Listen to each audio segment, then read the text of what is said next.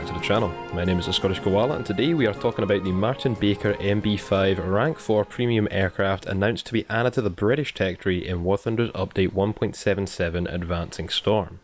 The M.B.5 was developed in the Martin Baker M.B.3 and was the last aircraft produced by Martin Baker before they began focusing on aircraft ejection seats. Only prototypes were made for this aircraft despite what pilots described as excellent performance, as the design came just a little too late at a time when the world was adopting jet-powered fighter aircraft as the main backbone of Air Force operations. The aircraft had a Rolls-Royce Griffon V12 engine and a contra-rotating propeller which pulled the relatively heavy single-seat fighter up to well over 700 km per hour. When I say heavy, I mean it. This thing weighed over 9,200 pounds empty, which is almost twice the weight of a Spitfire and 2,000 pounds heavier than an American P-51 Mustang. Now this is not an aircraft I can recommend buying, no sir. Now keep this in mind, this is my personal opinion, and however educated I may or may not be in your eyes, you'll have to decide for yourself whether or not to trust my advice. But here's why you should not buy this aircraft. I've already mentioned its weight, but the power of that Griffon engine, aided also by those contra-rotating propellers, gives this plane a pretty decent climb rate. Couple that with its speed and we're looking at a British equivalent to the P-51H Mustang in the American tree. However, this plane had an armament of 4 Hispano 20mm cannons, which were Mark IIs rather than the Mark Vs we are used to seeing at these high tiers. It's expected that this aircraft will get a battle rating of 6.3 to 6.7, which will have it face Americans on Hokkaido 6 to 7 out of every 10 matches it plays. That's not exactly fun considering the bomber spam that tends to happen, but what's worse is when they're not fighting American B-17s, B-24s, B-29s and PB-4s, as well as the Sky Raiders, you have a high likelihood of facing the still broken Yak-23. If you've bought this plane already, God, I am sorry.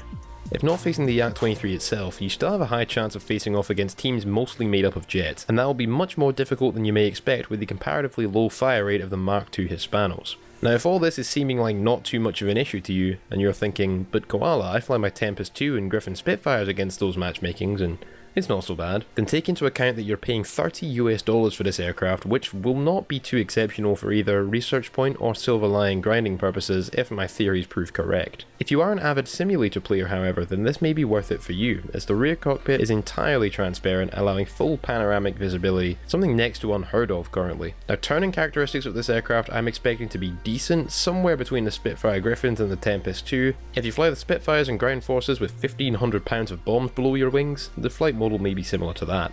Acceleration should hopefully be good as well as dive speed given what we know about the aircraft so far, but I still wouldn't recommend purchasing it as it's rather expensive and there are better options for tier 4 British premium aircraft. Couple that with the fact that we are likely to see a rank 5 British premium tank coming soon, if not in the very next update, and this aircraft suddenly seems like an expensive purchase. It's also merely a follow-up to Martin Baker's previous prototype prop fighter, the MB3, which houses 6 Hispano Mark IIs instead of 4, and I'd have thought that Gaijin would have wanted to add that aircraft as the premium, giving us the MB5 in the regular tech tree, as it does present a different type of fighter to what British tier 4 players will be used to.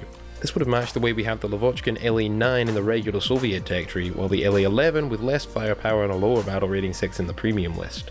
Unfortunately, this is not the case, so unless American bomber spam and or the frequency of America v Britain matches on preparation for landing on Hokkaido is reduced, along with the Yak-23's battle rating being raised, I certainly wouldn't recommend pre-ordering this plane, at least unless you're already a fan of this particular aircraft, have a specific fascination with Martin Baker, or just have too much money for your own good.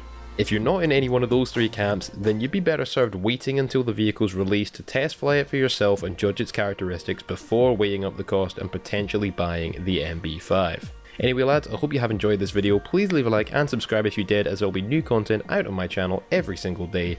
Come join me over on Twitch, Twitter, Discord and all the rest, links below, and as always I shall see you lads next video. Okay, let's get started. The Challenger 1 was first put into service with the British Army in 1983. 1983. Jesus. This tag stemmed from plans to update the Chieftain MBT that was at the time Britain's most advanced tank and the answer to the American M60, Russian T-72 and German Leopard 2 main battle tanks. Equipped with Chobham composite armour and a Royal Ordnance L11A5 120mm rifle gun, which was recorded as having destroyed an Iraqi tank from over 4,700 meters